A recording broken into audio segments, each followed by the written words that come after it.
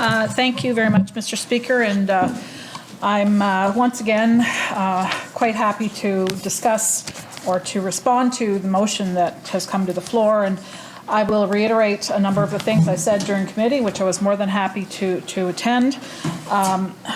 We can't forget that over $100 million is leaving Atlantic Canada every year to offshore illegal and unregulated sites. What we're trying to do here is not something new. Other jurisdictions across the country have been doing it for as long as 10 years. And the studies shown across the jurisdictions are that gambling has not increased. And if we look just as closely and as recently as New Brunswick, who launched in August, the average bet was under $2. So this is not something new.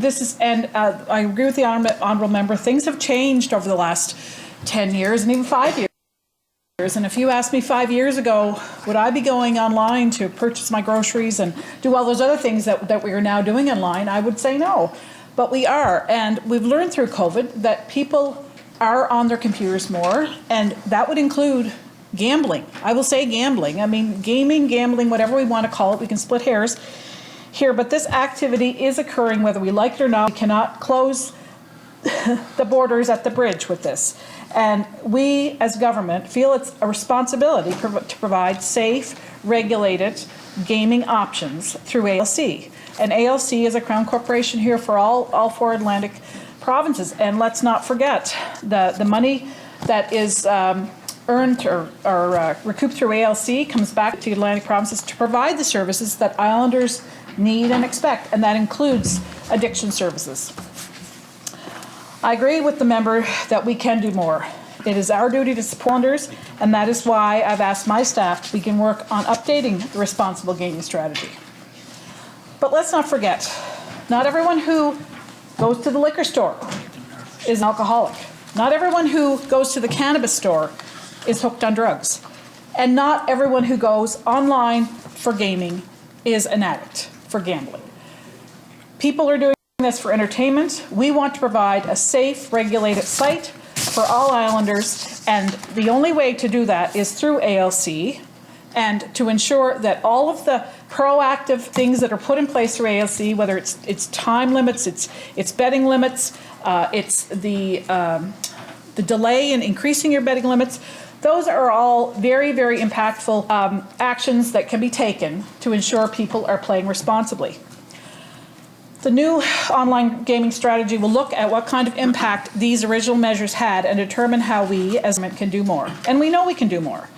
We'll also examine funding levels for addiction supports and look at potential increases. We will work through the Department of Health and Wellness to determine what additional harm mitigation measures might be needed after launching online casino games. And I'll remind you, we're still in early days of this.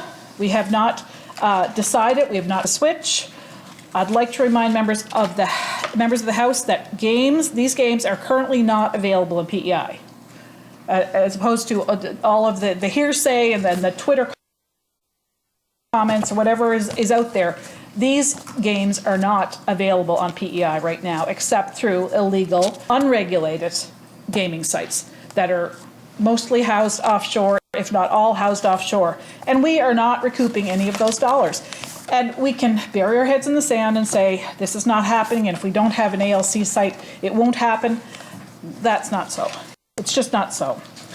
Mr. Speaker, the danger of these unregulated offshore sites is of a great concern to myself and to this government. We need to take action to provide a safe, regulated alternative to those who participate in these activities, and so they can do so in a responsible way.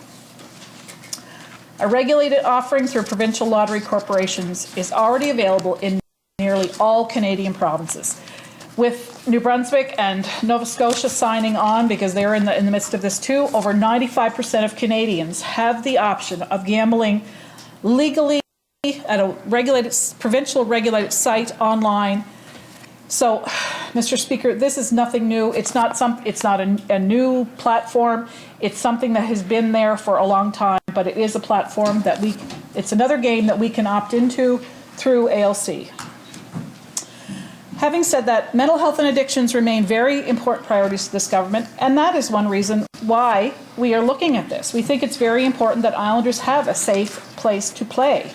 And we'll work to support Islanders who struggle with addictions. A variety of different group supports and one-on-one counseling with gambling specialists is available through phone, in person, and online now. Walk-in services through Addiction Services are available to all Islanders who wish to speak with an addictions counselor for up to 1 hour on a first-come, first-served basis.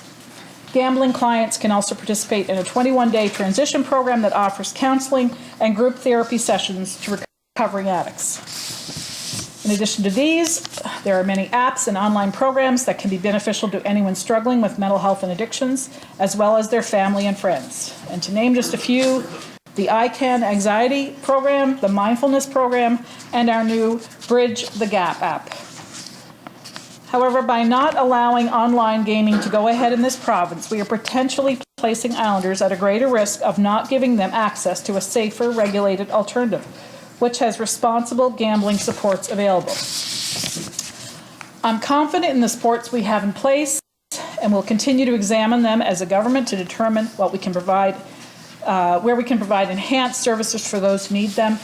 Mr. Speaker, the focus of this government is to provide a safe gaming site for Islanders, and this is one way to do it. And we will also work with health and wellness to ensure that if extra and when extra funds are needed to provide gambling addiction services to Islanders, that they will be there. And we're more than willing to work with across government to provide a safe place for Islanders to go online and access this service. Thank you, Mr. Speaker.